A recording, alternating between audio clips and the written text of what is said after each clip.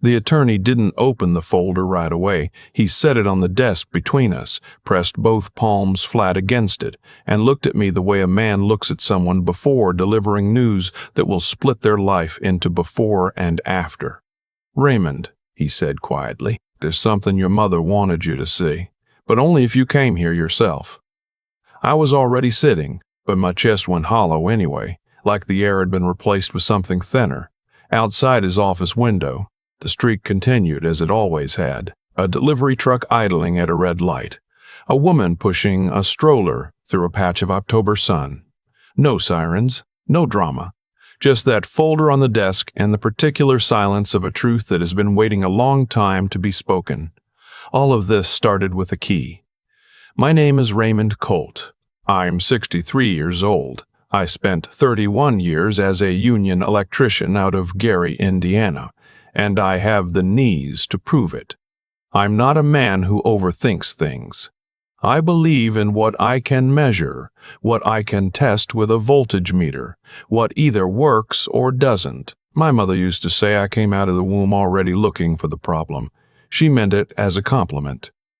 My mother, Dolores Colt, was 78 when she passed in early March. She'd lived in the same house in Merrillville for 42 years. The same yellow house with the aluminum siding my father put up himself the summer of 1981. After he died, she stayed. She kept his workbench the way he left it. She kept the coffee on until 10 every morning in case someone stopped by. She kept living the way people do when they've decided that the house itself is part of who they are. I visited when I could, mostly holidays, some weekends when work slowed down. I lived 40 minutes north, which sounds close until life fills in the space between. I called every Sunday. We talked about her garden, my daughter, the news. She never complained. That was just her way. My sister Brenda lived 12 minutes from Mom's house. She handled most of the day-to-day things. Doctor's appointments, grocery runs, prescription pickups. When Mom's eyes got worse, Brenda started handling the bills too. It made sense. She was closer. She had more flexibility in her schedule. I was grateful, honestly. I told her so more than once. That gratitude is something I've had to sit with since then.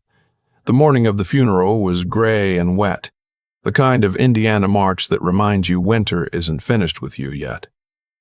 My daughter drove down from Chicago. My son-in-law handled the folding chairs. Brenda organized the reception, moved through the house with a clipboard and an efficiency that some people mistook for strength and others recognized as something else entirely. After the service, after the neighbors had taken their casserole dishes and their condolences home, I drifted back through the house the way you do when you're not ready to leave, but don't know what you're staying for. I ended up in my mother's bedroom. Not the living room, not the kitchen. Her bedroom, which smelled like the lavender sachets she kept in her dresser, and a little like the mentholated lotion she'd used for years.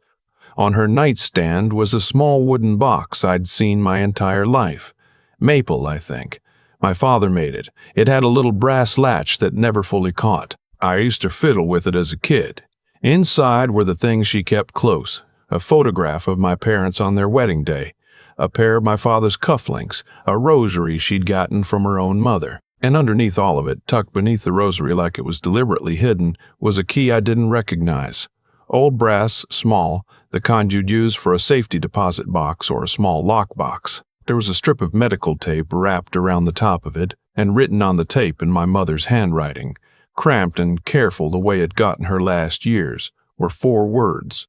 Raymond only. Not Brenda. I stood there for a long time, long enough that my daughter knocked on the door to check on me. I closed my hand around the key and told her I was fine. I wasn't fine. But I needed to think. I slipped the key into my jacket pocket. I didn't say anything to Brenda. That was harder than it sounds. We were standing at the sink 30 minutes later, rinsing dishes, and she asked if I'd found anything valuable in Mom's room. Jewelry, she said. Anything worth appraising. The question was easy and offhand, but there was something underneath it that I'd felt before and never named. Just the usual things, I said. She nodded and moved on to talking about the estate timeline. That night I sat in my truck in the driveway of my mother's house after everyone else had gone, and I turned the key over in my fingers for a long time. My mother was not a woman who did things without reason. She was not dramatic. She did not create mysteries for the sake of mystery. She baked the same coffee cake every Christmas because it was my father's favorite, even though he'd been gone for 11 years. She kept the porch light on until 9 every night so the neighbors would feel welcome. Everything she did had a reason behind it. Raymond only, not Brenda. Those 4 words had a reason too. The problem was I didn't know what the key opened. I turned it over, looking for any marking, any number. On the back of the tape, almost too small to read, was a name. Harvest Community Bank, and a branch address in Crown Point, Indiana. I'd never had any reason to go to that bank. Mom had always used the same savings institution she and my father had used since the 1970s. Or so I thought. I went home that night without saying anything to anyone. I didn't sleep much. I lay in the dark and thought about my mother's face the last time I'd visited. Maybe 6 weeks before she passed. She'd been quieter than usual. I'd chalked it up to fatigue, to the medication, to the weight of winter. But now I kept replaying the way she'd held my hand at the door when I was leaving. Both of hers around mine. Not a usual goodbye. Longer. Like she was trying to tell me something through her palms. I should have asked. I didn't. I kissed her on the forehead and told her I'd call Sunday. I called Sunday. She answered. We talked about her garden and my daughter and the news. She didn't say anything about keys or bank accounts or her sister's daughter. I didn't know to ask. That's the thing about the information people protect you from. You don't know the questions because you don't know there's something to ask about. I drove to Crown Point the next morning. The bank was smaller than I expected. A standalone building on a commercial strip between a nail salon and an insurance office. The kind of place that had been there for decades without anyone paying much attention to it. I sat in the parking lot for a few minutes before going in. I felt foolish, honestly. A 63-year-old man in a funeral suit showing up with an old key and no real idea what he was looking for. But my mother wrote those 4 words. I owed it to her to at least ask the question. Inside, the bank was quiet. 2 tellers, both young. A woman behind a glass partition handling some kind of paperwork. I waited in line behind a man depositing a paper check, the kind almost nobody uses anymore. When it was my turn, I slid the key across the counter along with my driver's license and my mother's death certificate, which I'd had the foresight to bring. The teller was polite. She looked at the key, looked at the documents, typed something into her computer, and then her expression shifted in a way that was small but unmistakable. The kind of shift that happens when someone finds something they weren't expecting. One moment, she said, she picked up a phone. I waited. 7 minutes later, a man in his 50s came out from the back. Solid build, gray at the temples, the kind of face that had seen enough that it didn't show much anymore. He introduced himself as the branch manager. Mr. Colt, he said, would you come with me? His office was small and tidy, a desk, 2 chairs, a window facing the parking lot. He closed the door quietly and sat across from me. The key was on the desk between us now. He folded his hands.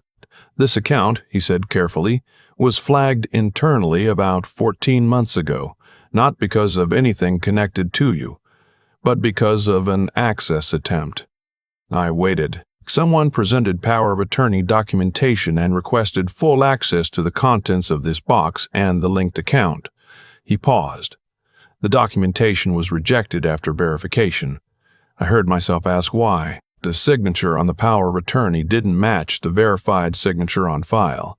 Our compliance team flagged it. The attempt was denied and logged. He slid a form across the desk. The name on the power of attorney was Brenda Voss, my sister's married name. I looked at the form for a long time without really seeing it. There's more, he said. The account has a linked note, something your mother left with us when she opened it. It was part of the original deposit instructions. He reached into a manila envelope and produced a single folded sheet of paper.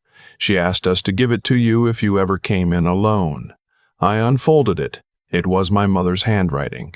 slower than it used to be, but unmistakably hers. If you're reading this, you listened. I knew you would. I'm sorry I couldn't tell you face to face. I tried twice and lost my nerve. Some things are harder to say than others, especially about your own daughter.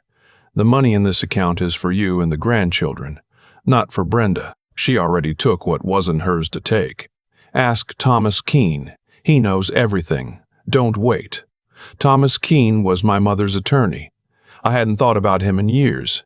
He'd handled my father's estate and a few other things over the decades. Quiet man. Old school. The kind of lawyer who still used a secretary and kept paper files. I sat in that office for another 20 minutes. The branch manager explained what he could. The account had been opened 4 years ago, quietly, under my mother's name alone. The balance was substantial. Not a fortune by some standards, but for a woman who had lived her whole life on a factory pension, and what my father had saved, it was extraordinary. She had been careful. She had been patient. She had moved money slowly and quietly over several years in amounts that didn't trigger automatic review. My mother, who reused aluminum foil and cut her own hair until she was 75, had hidden nearly $190,000 from her own daughter. I kept driving those numbers through my head on the way to Thomas Keene's office. I called the head from the parking lot. His secretary recognized my name immediately. "He's been expecting your call," she said. "He said whenever you were ready." That sentence hit me harder than the numbers had. Thomas Keene's office was the kind of place that smelled like old wood and deliberate calm. Diplomas behind glass, a clock that ticked loudly, shelves of binders that looked like they'd been in the same position since 1987. Thomas himself was in his mid-70s, slower than I remembered, but with the same quality of attention in his eyes. He stood when I entered. He shook my hand with both of his. "Raymond," he said, "I'm sorry about your mother. She was." "Raymond," he said, "I'm sorry about your mother." "She was," I said. He gestured to the chair across from him and sat. The folder was already on his desk. "How much do you know?" he asked. "Just what the bank told me this morning," I said, "and her note." He nodded slowly. "Then let me fill in the rest." He nodded slowly. "Then let me fill in the rest." He opened the folder. "It started," he said, "about 5 years ago. My mother had begun noticing things. Small withdrawals from her main account that she didn't recognize, charges for services she hadn't requested, a medical billing company she'd never dealt with. At first she thought it was confusion. She was in her mid-70s by then, and Brenda had been telling her for 2 years that she got mixed up sometimes, that she misremembered, that the doctors were a little concerned about her cognitive function. My mother told me Thomas's exact words. She came in here and sat in that same chair. She said, "Thomas, I need you to tell me if I'm losing my mind or if something is wrong, because I can't tell the difference anymore." I felt something tighten in my chest that I don't have a clean word for. Thomas had helped her go through her bank statements line by line. What they found wasn't confusion, it was a pattern. Small transfers over time, most of them authorized under the limited power of attorney my mother had signed 3 years earlier, when her eyes had worsened and the paperwork started feeling overwhelming. The power of attorney had been for medical decisions and basic bill management. Somehow, the scope had expanded in a way my mother didn't remember agreeing to. She didn't agree to it, Thomas said plainly. The expanded document was signed, but the signature was not hers. I stared at him. "We had it examined by a forensic document specialist," he continued. "The pressure patterns were wrong. Your mother had a slight leftward slant from decades of writing at an angle.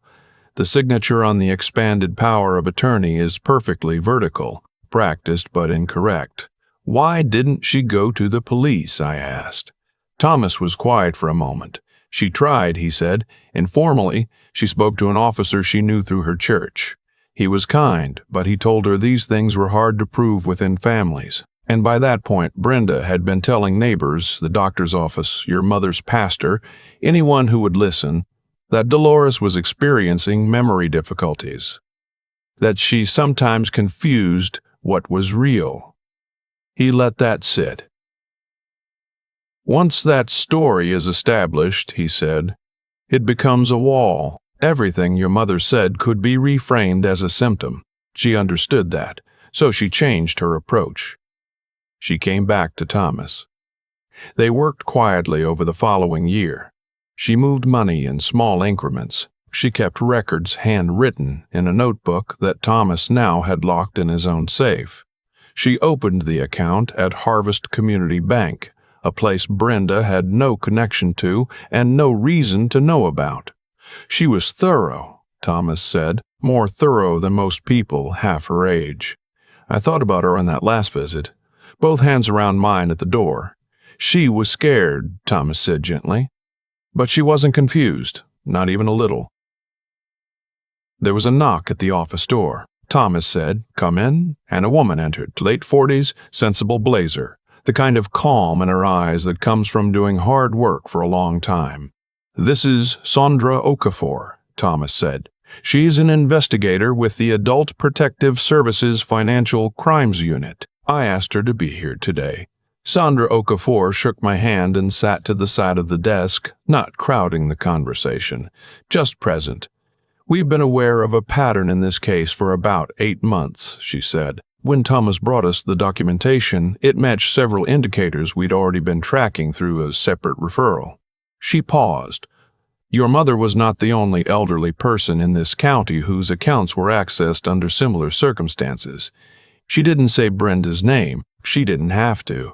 What followed was the kind of careful, professional conversation I'd never expected to have in a law office in Crown Point, Indiana.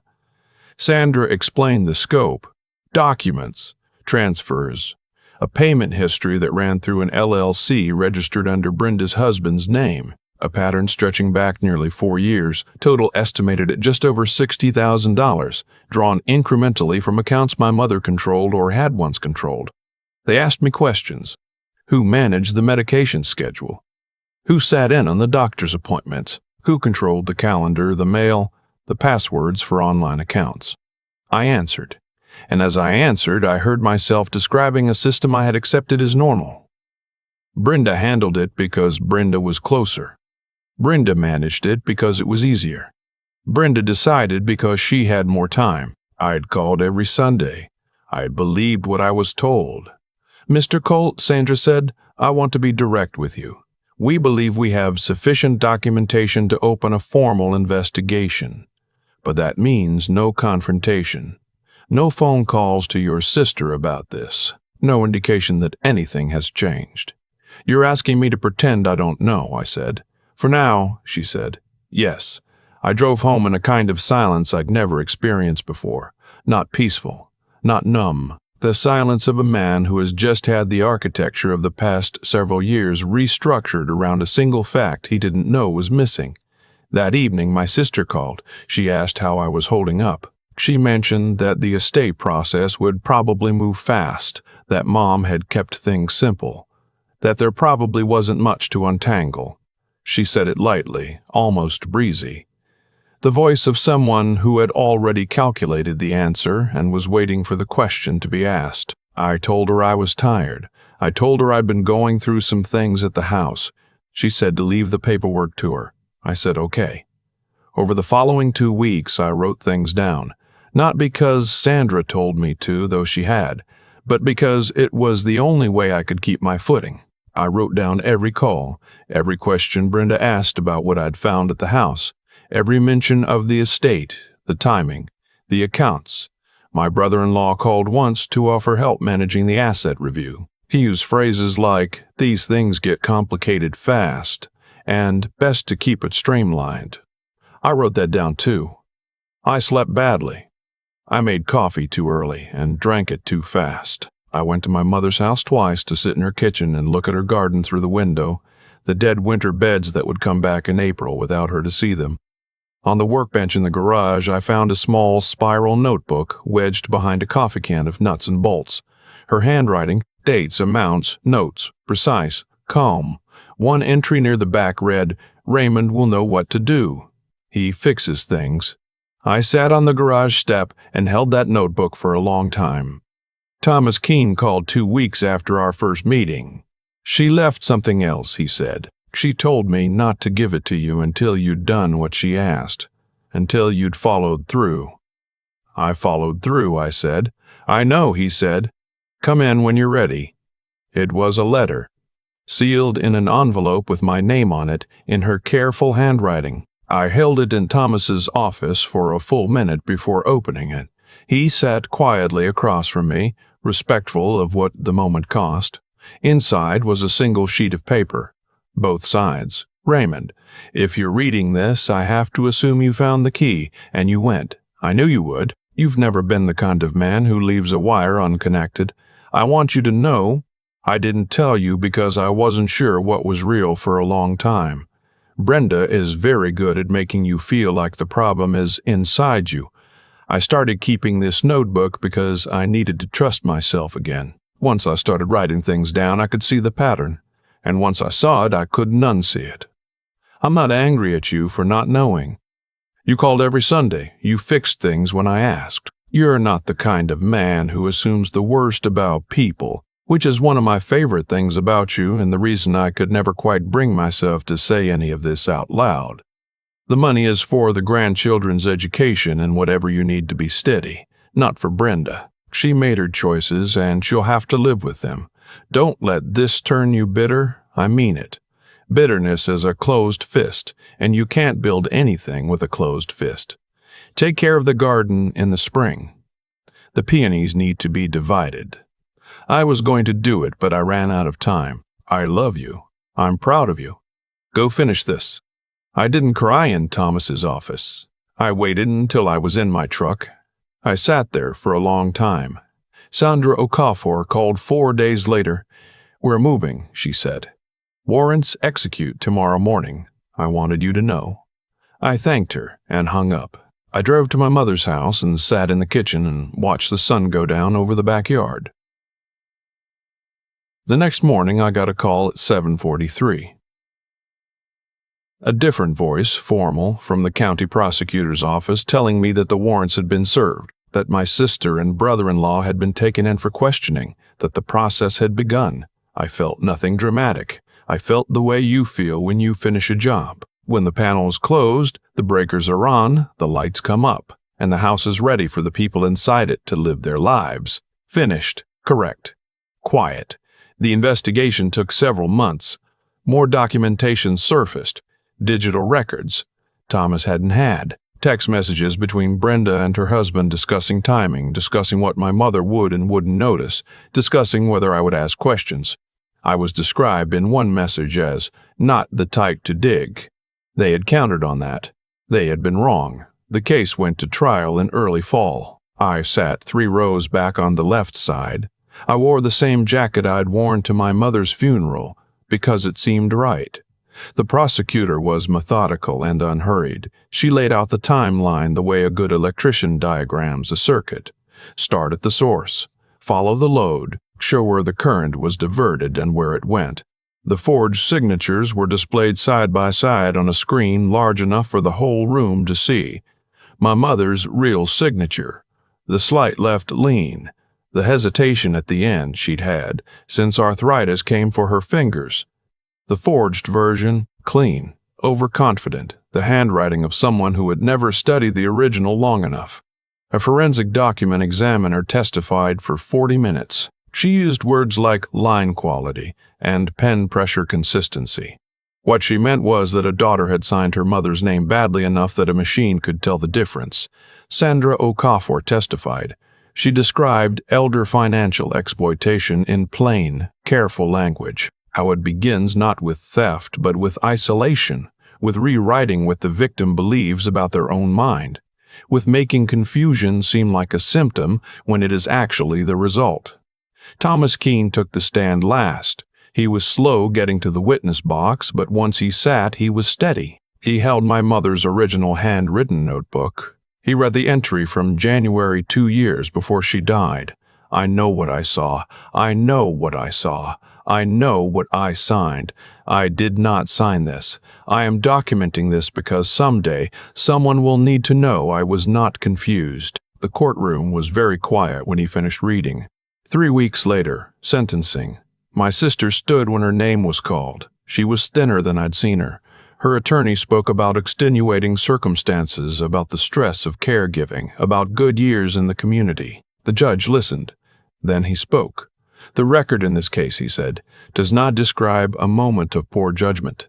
It describes a sustained and deliberate exploitation of a vulnerable person by someone in a position of trust. The victim was not confused. She was isolated and disbelieved while the exploitation was ongoing. That distinction matters. My sister received 4 years. My brother-in-law received 18 months and a substantial fine. The LLC was dissolved. Restitution was ordered. When the gavel came down, I sat for a moment in the quiet of the room. I didn't feel victory. I felt the particular finality of a door closing on something that should never have happened.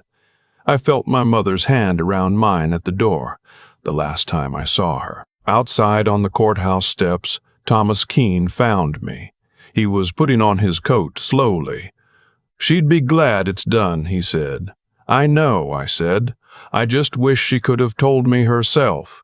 He nodded. We stood there for a moment in the October air without needing to say anything more. The estate settled over the following months. I let Thomas handle the details. When it was finalized, I paid off the remaining balance on my daughter's student loans without telling her in advance. I sent her a letter instead, written by hand. I said it was from her grandmother, passed through me. I didn't touch the rest of the money for 6 weeks. It took me that long to figure out what my mother would consider useful. What I decided was this. I bought the house next door to mine, the one that had been empty since the Parkers moved away. I renovated it, not to sell, to give to my daughter and her husband as a place to raise their children close to family. My mother believed in proximity. She believed the porch light should stay on in case someone stopped by. I kept the porch light at my house on until 9 every night now. In my mother's garden, in April, I divided the peonies the way she'd asked. I'd never done it before. I looked up how. It turns out it's not complicated. You dig around the root, you find the natural breakpoints, and you separate them carefully so each piece has enough to grow on its own. You don't force it.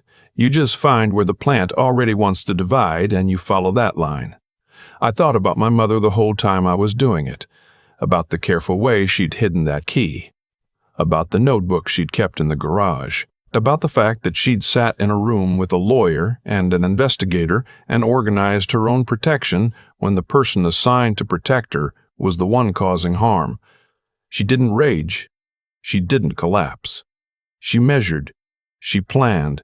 She trusted me to carry it the last part of the way. Brenda writes from where she is. I've read 2 of the letters. They follow a pattern I recognize now. First the explanation, then the accusation, then the accusation, then the appeal. I don't respond. I'm not angry. I'm just finished with conversations that go in circles and call it resolution. Some people have asked me if I feel guilty for not knowing sooner, for calling every Sunday and missing what was happening 12 minutes away. I thought about that for a long time. Then I decided that guilt was the wrong tool for this particular job.